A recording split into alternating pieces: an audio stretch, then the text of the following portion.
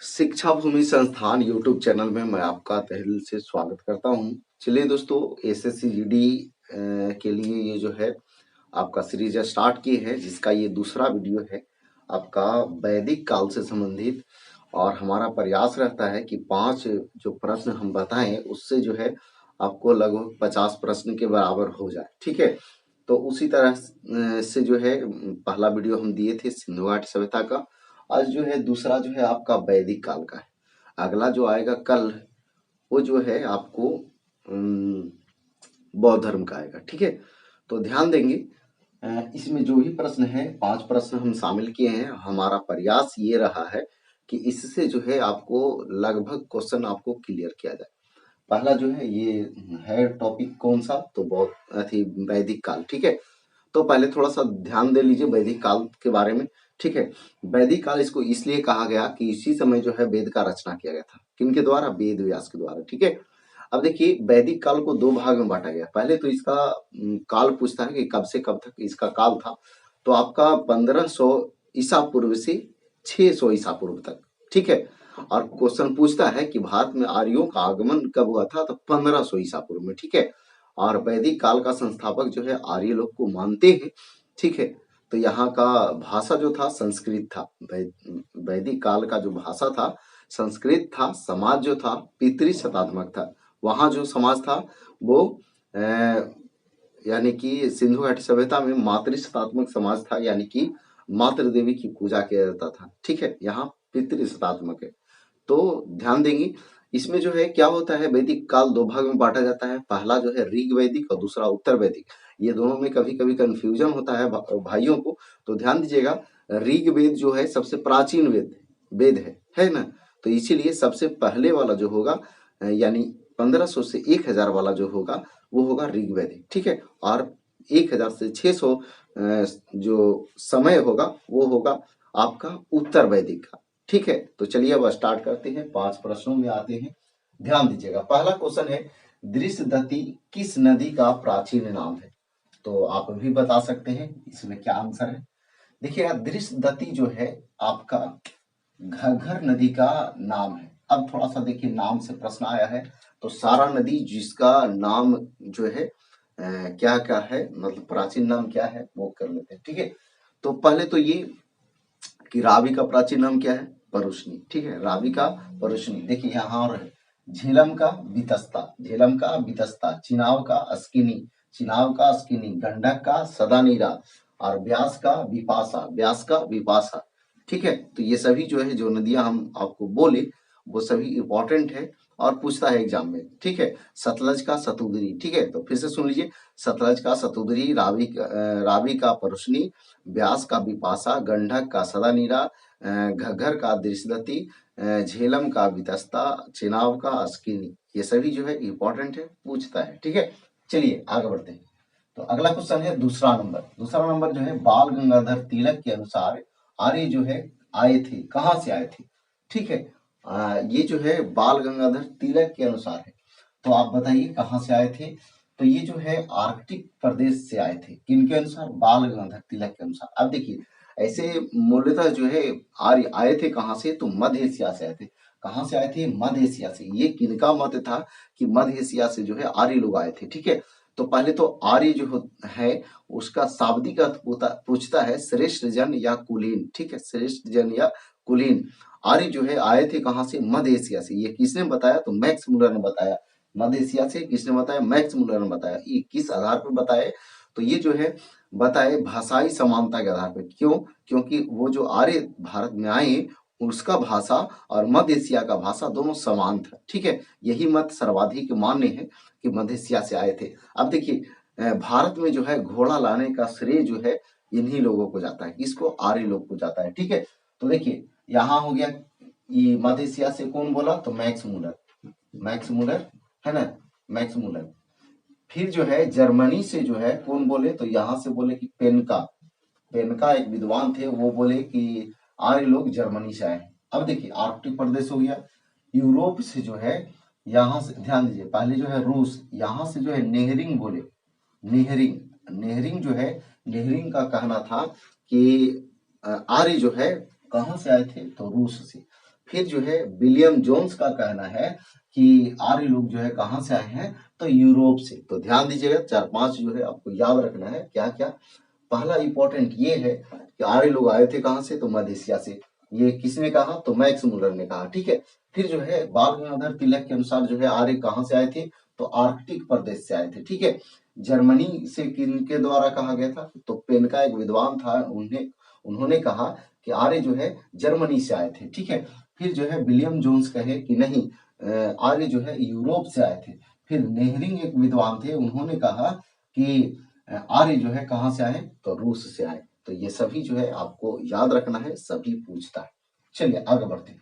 अगला क्वेश्चन जो है आपका वैदिक काल। वैदिक काल में व्यापारियों को क्या कहते थे, इसमें बहुत इंपॉर्टेंट है, ध्यान दीजिएगा। सभी जो ऑप्शन हम लिखे हैं सभी इंपॉर्टेंट है। व्यापारियों को जो है क्या कहा जाता था, है ना, तो व्यापारी को जो है पनी कहते थे। क्या कहते थे, पनी। अब देखिए ऑप्शन में और भी दिया हुआ है, यहाँ जो है रत्निन दिया हुआ है, तो ये अधिकारियों को कहते थे। क्या चीज को, अधिकारियों को, ठीक है। अब देखिए लांगल, ये जो है हल को कहते थे, लांगल। लांगल जो है वैदिक काल में हल को कहा जाता था। करीसु, ये जो है खाद को कहा जाता था, खाद, खाद, है ना। आयस, आयस जो है ये आपका धातु को कहा जाता था, धातु, ठीक है। धातु को आयस कहा जाता था। फिर उसी तरह से जो है जो विद्वान महिला होती थी उसको ऋषिका या ब्रह्मवादिनी कहा जाता था। फिर जो है आपका जो अविवाहित रहने वाली जो महिला होती थी उसको वैदिक काल में अमाजु कहा जाता था। तो ये सब जो है आपको याद रखना है, ठीक है। आगे देखिए, तो ध्यान दीजिए, रत्निन किसको कहते थे, तो अधिकारियों को, ठीक है। और रत्निनों का संख्या जो है कभी कभी पूछता है, ये कमेंट बॉक्स में आप बताइए।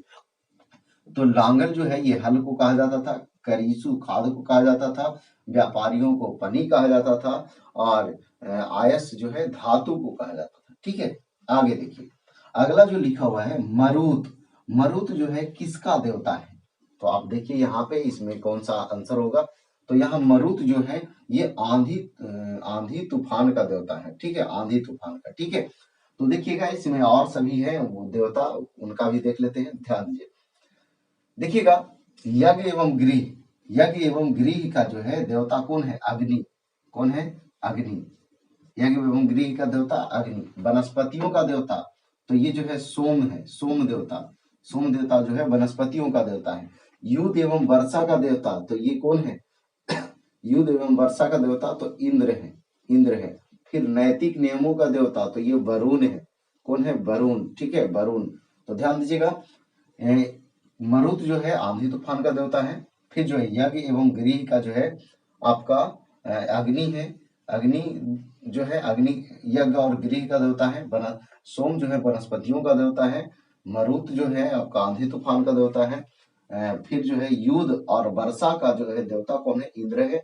नैतिक नियमों का देवता कौन है, वरुण है। ध्यान दीजिएगा। तो अगला जो है, अगला 5 नंबर क्वेश्चन है, आखिरी क्वेश्चन है। वैदिक काल का संबंध में कौन सुमेलित नहीं है, नहीं सुमेलित है। आर्य के संस्थापक आर्य थे, सही बात है। भाषा संस्कृत संस्कृत था, सही बात है। मुख्य फसल यव था, ध्यान देंगे मुख्य फसल जो है यव था, यहाँ दिया हुआ है, तो ध्यान दीजिए। या फिर दिया हुआ है मुख्य व्यवसाय व्यापार था। तो देखिएगा इसके बारे में थोड़ा सा बताएंगे, ठीक है। पहले आंसर क्लिक कर लेते हैं। फिर समाज जो है पितृसत्तात्मक था, तो यहाँ जो है आपका आंसर जो हो जाएगा मुख्य व्यवसाय व्यापार नहीं था, ये जो है नहीं था। ये इसका जगह पे क्या था, तो यहाँ ध्यान देंगे, यहाँ का मुख्य व्यवसाय जो था आपका 2 तरह के था, ठीक है।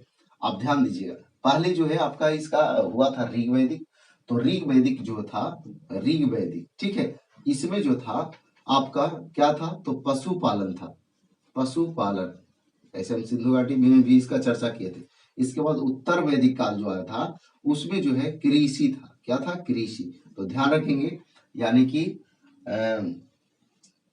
कि वैदिक काल में तो ऋग वैदिक होगा तो उसका व्यवसाय था पशुपालन, जबकि उत्तर वैदिक जो था उसका जो है मुख्य व्यवसाय क्या था, कृषि था। अब ध्यान देंगे यहाँ मुख्य फसल दिया हुआ है, ये यव, यव जो है ये यव जौ को कहते हैं, है ना। ये मुख्य फसल था ऋग वैदिक काल का, ठीक है। जबकि उत्तर वैदिक काल का जो था यव और व्रीहि था, यव और व्रीहि, ठीक है। ये जो था क्या चीज का था, तो ऋग वैदिक का था, ठीक है। लेकिन जो है उत्तर वैदिक का जो है उत्तर वैदिक जो था इसका जो है क्या था, तो यव और व्रीहि, व्रीहि व्रीहि, यव और व्रीहि, यव का मतलब जौ और व्रीहि का मतलब चावल, ठीक है। यव का मतलब जौ और व्रीहि का मतलब चावल। देखिएगा, तो ये 5 क्वेश्चन था, ध्यान देंगे। दृश्यदती एक बार फिर से देख लीजिए, दृश्यदती किस नदी के का प्राचीन नाम है, तो घग्गर। देखिए एक चीज और बात है नदी के बारे में, जैसे सर्वाधिक जो है ऋग्वेद में कौन सी नदी वर्णित किया गया है, तो ये जो है आपका सिंधु है, ठीक है। पवित्र नदी के रूप में कौन सी नदी को वर्णित किया गया है, तो वो जो है आपका सरस्वती है। देखिएगा वैदिक काल में जो है आश्रम चलता है, आश्रम, ठीक है। ध्यान दीजिएगा, आश्रम चलता है। देखिए देख लीजिए थोड़ा सा, आश्रम, आश्रम तो पहले जो है आश्रम का जानकारी किस उपनिषद से मिलता है, तो ये छांदोग्य उपनिषद से मिलता है, छांदोग्य उपनिषद से मिलता है। फिर जो है चारों आश्रम, 4 आश्रम है, चारों आश्रम, आश्रम का जानकारी जो है ये मिलता है जवालो उपनिषद से, जवालो उपनिषद से। अब देखिए 4 गो आश्रम कौन कौन है, 0 से 25 वर्ष, 25 से 50 वर्ष, 50 से 75 वर्ष और 75 से आपका 100 वर्ष। ये जो है 4 गो आश्रम है। पहला जो है ब्रह्मचर्य आश्रम है, ब्रह्मचर्य आश्रम है। दूसरा जो है आपका गृहस्थ आश्रम है और तीसरा जो है आपका वानप्रस्थ आश्रम है, वानप्रस्थ जो है आश्रम है। और चौथा जो है आपका सन्यासी आश्रम है, सन्यासी आश्रम है। इसका मतलब क्या है, ध्यान सुनिएगा। इसे पूरा जीवन को जो है 4 आश्रम में बांटा गया है, ठीक है। और उसमें जो है 0 से 5 साल तक जो है ये ब्रह्मचर्य आश्रम के तहत आता है। ये प्रश्न पूछते रहता है, क्या पूछ देगा आपसे कि जो ब्रह्मचर्य आश्रम है या ब्रह्मचर्य जो आश्रम है इसका समय यानी कब से कब हुआ करता था वैदिक काल में, ठीक है। यानी कितना आयु तक वाले को ब्रह्मचर्य कहा गया था, तो 0 से 25, ठीक है। 25 से 50 गृहस्थ, तो ब्रह्मचर्य में क्या था, अध्ययन और अध्यापन, ठीक है, अध्ययन और अध्यापन। फिर जो है आता है गृहस्थ, तो गृहस्थ में क्या था, शादी विवाह और संतानोत्पत्ति, ठीक है। फिर जो है आता है वानप्रस्थ, तो वानप्रस्थ क्या था, तो वनों में जाकर के जो है अध्ययन करना, वनों में जाकर के अध्ययन करना। और 75 से 100 जो था वो सन्यासी जीवन था, यानी कि पूरा जो है परिवार संसारिक मोह त्याग करके और सन्यासी बन जाना, यही जो था 4 आश्रम था। तो आश्रम का जानकारी छांदोग्य उपनिषद से, जबकि चारों आश्रम का जानकारी जवालो उपनिषद से। ये दोनों में कंफ्यूजन होता है, कैसे याद रखिएगा, ध्यान दीजिए।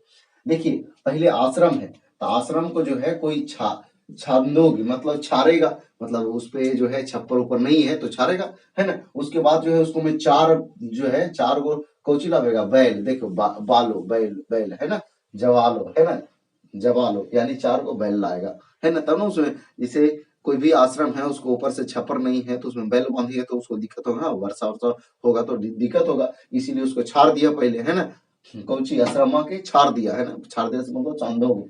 और चारों आश्रम यानी कि 4 गो में कौची ला के बांधा, फिर बैल, है ना। तो चारों आश्रम तो जवालो उपनिषद से, ठीक है।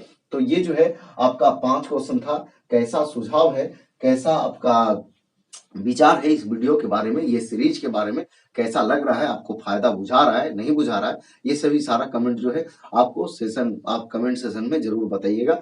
हमारा प्रयास यही रह रहा है कि हर एक टॉपिक से ये 5 क्वेश्चन में ही जो है आपको निचोड़ दे दिया जाए, पूरा टॉपिक का रिवीजन करा दिया जाए, ताकि जो है आपका तैयारी बेहतर से बेहतर हो सके, ठीक है। तो चलिए दोस्तों, अगर वीडियो पसंद आया तो वीडियो को लाइक कीजिए, दोस्तों को शेयर कीजिए। तो आज भर इतना ही। जय हिंद, जय भारत, वंदे मातरम।